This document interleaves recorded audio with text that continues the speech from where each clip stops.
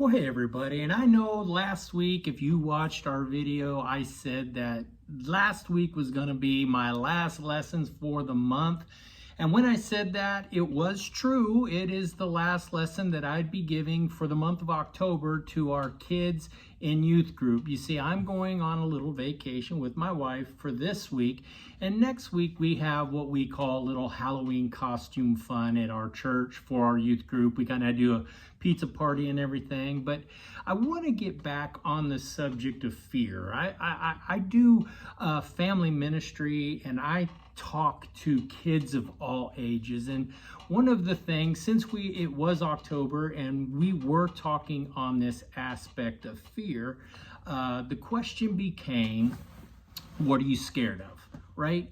And the answers kind of were all over the place, right? You got the spiders, heights, just all the normal things that kids are afraid of. And then as the conversation went on and it really got into more deeper and intense talk, basically two fears really came to the forefront. One was death, and the other one was failure.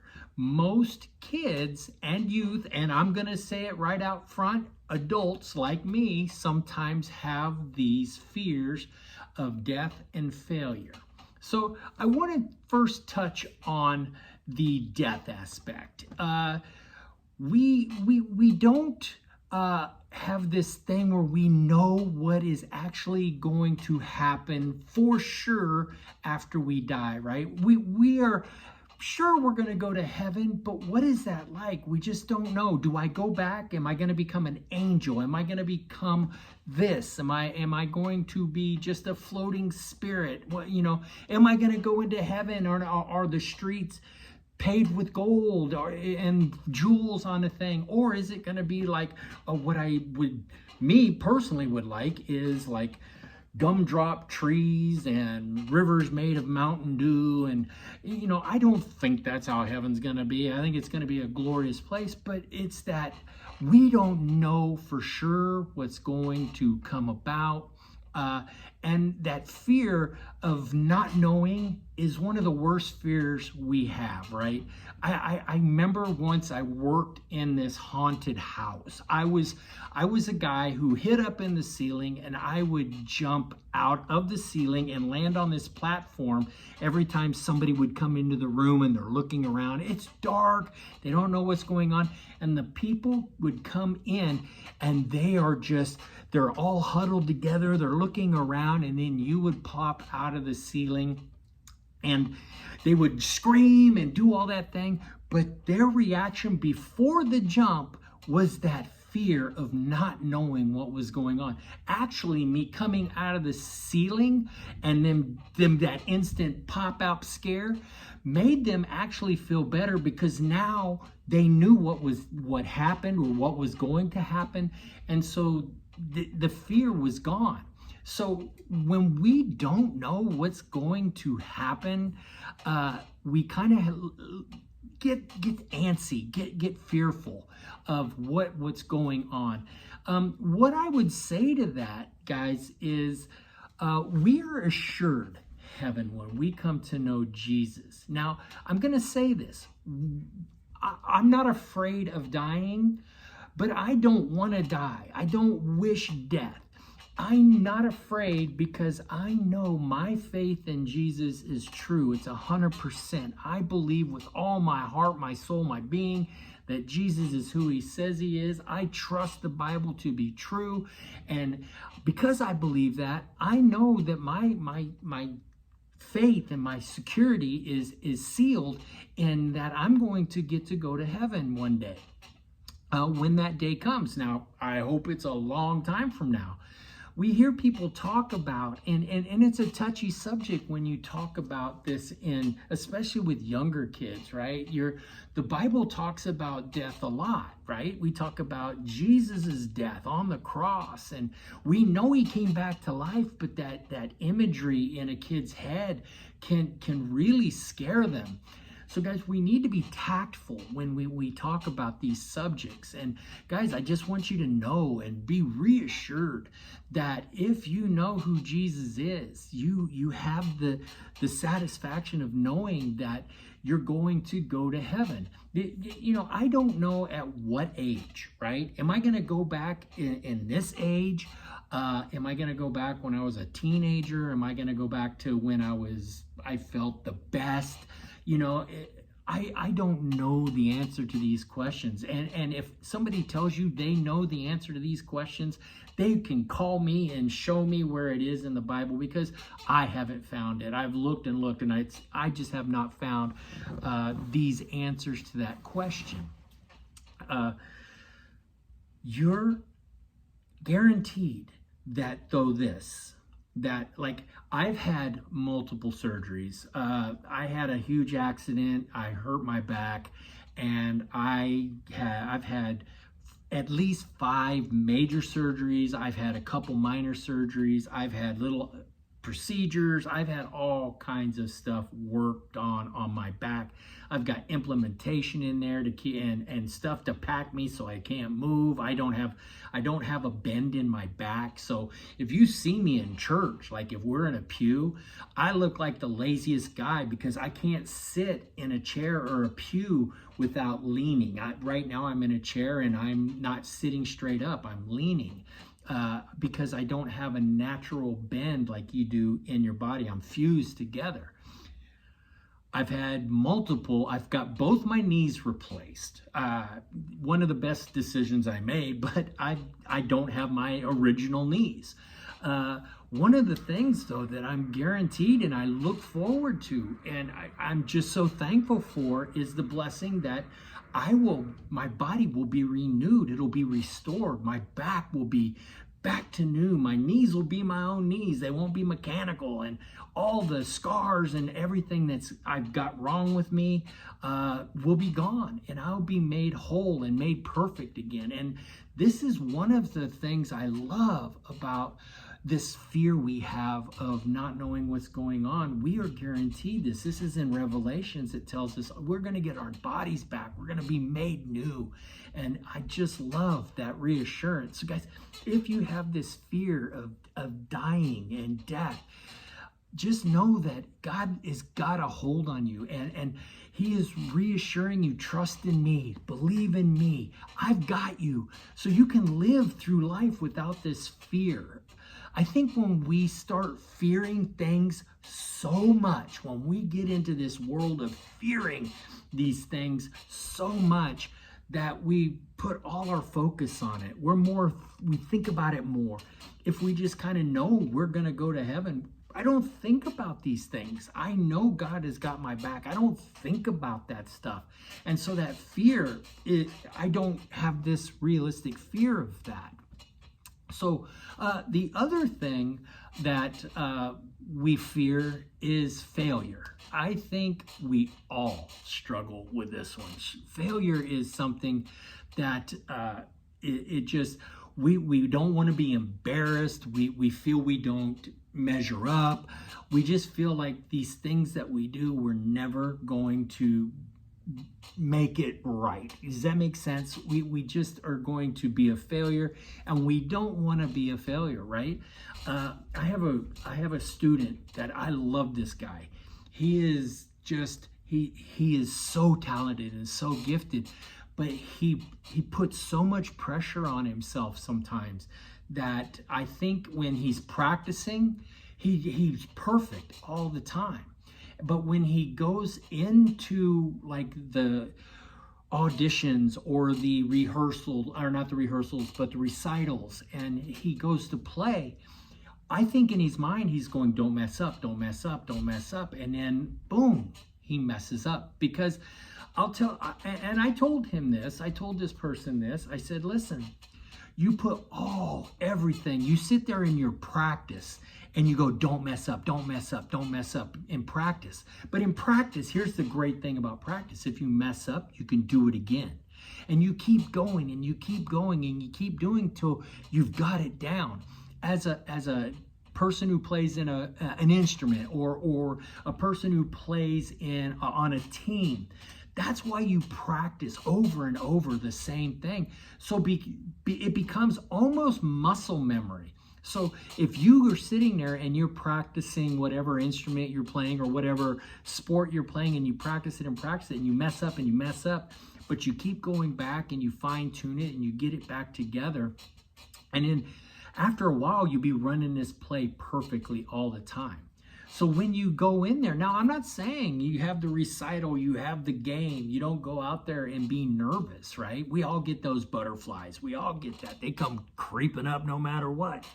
But you sit there, the second you hit that first note, the second you run that first play, all of it just kind of goes whoosh. It's muscle memory. You're working on this thing that is just going, right? You're not even thinking about playing. You're actually enjoying what you're doing. And I think that's what this fear of failure is. We sit there and don't mess up in the recital. Don't mess up, don't mess up, don't mess up. We're clouding our brains of this thought of messing up, that it overtakes the thought of actually playing the song, right? You seeing all this stuff in front of you, or somebody even can tell you to play, but you're sitting there, don't mess up, and your concentration is not on that. It's on not messing up, and then boom, you fail.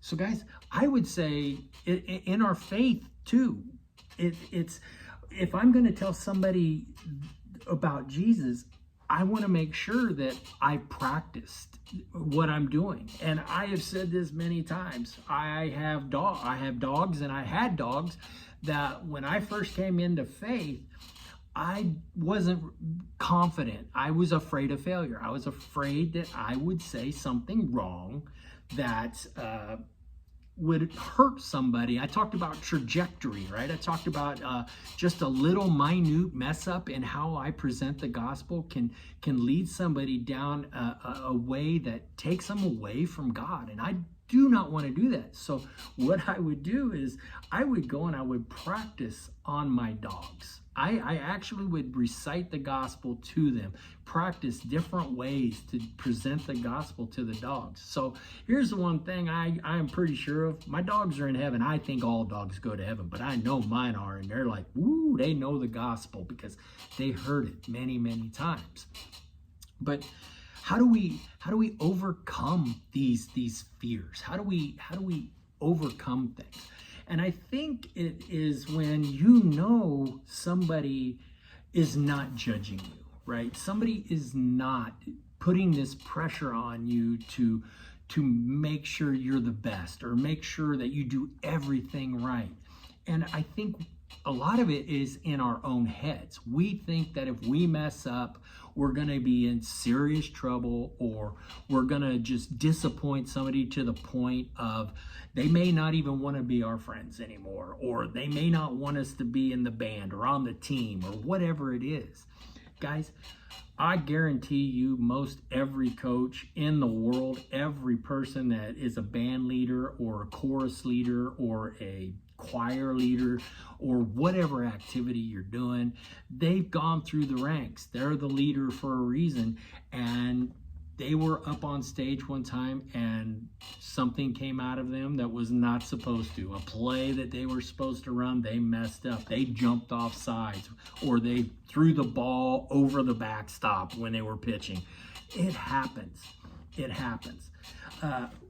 We have to know and have to realize, that failure is part of the process, right? So that's why I say practice. If you fail in practice, who does it hurt, right? It doesn't hurt you or anybody else. Now, if you fail in your recital or in a play, it really doesn't hurt you or anybody else except for the penalty or whatever it is. You have to overcome that. And that's part of the failure to success process, is overcoming our failures. If we get in this predicament of failing and then feel we can't overcome that, then we're going to struggle all the time with that. We're never going to get better. We get into this, it's like what I talked about earlier. We get into this fold of being scared to even attempt it or try, because we just know something wrong is going to happen, something bad is going to happen. We don't want to live that way. So I want to touch on one other story that kind of talks about how we can kind of see failure, but I want you to see it. This is like a long-term one, right? How God is always in control. God's always got our back. When I worked at this church, it was a very big church, right? Real big. A lot of kids. I love working with kids, and my whole being, I want kids to know the gospel of Jesus. I with all my heart, that is my, I feel is my calling. I feel that God has gifted me in the way of speaking and talking to people and telling them about the Bible.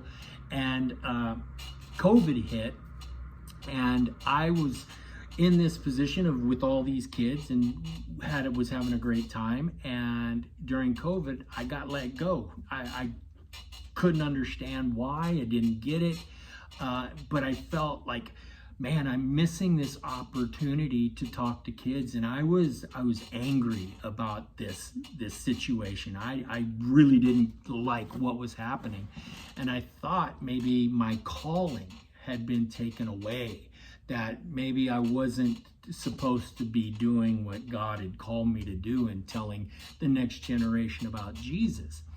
But here's what I think when we get in these situations, we think on that human level, right? God has no timetable. We are these people that want to rush and get things done and do things all the time, and God has got no timetable, but God has got a definite plan for you. And I truly believe that whole COVID thing, when I got let go, was part of God's plan. Because I sat around less than 6 months, and I was getting offers from a lot of churches, and I kept saying, no, I'm not ready. I was hurt. And all of a sudden, a friend of mine from the church that let me go, a friend of mine knew somebody that was looking for a family ministry pastor. And she told him about me, and she called me up and asked if I was interested. And all of a sudden, when she talked to me, I felt this call to go listen. So I interviewed, and lo and behold, they thought I was worthy of the job, and then I got the job. So when I got the job, I started in a church that was, it's an older church, it's a small church. And when I came in, there were only 2 kids, no middle school, no high school, just 2 young kids. One was in kindergarten, one was in 2nd grade. That was it. And they were the pastor's children. And so it was like, I'm coming into this new place with 2 kids. Where I left, I had tons, right? I had lots of kids that I was teaching and presenting the gospel to. And in your mind, you go, this is a step down. This is, but I'm going to tell you, God will make sure that if your goal is to tell people about Him, He is going to bring people to you. And when we were there in the crux of COVID, right? So what I got to do when I got there is I got to set up, right? Change what I wanted to change. The ministries became my vision of how I wanted them to be. I wanted a more relational ministry. I didn't want an occupational, which means you're just giving them assignments and giving them things to do, and that's what they do. I wanted to be a relational. I wanted it to be about speaking on a level of heart to heart, me getting to know the kids getting to know me, and I was able to do that. And soon I had to get the trust of the people who were at the church, right? There was a reason why there were people weren't there.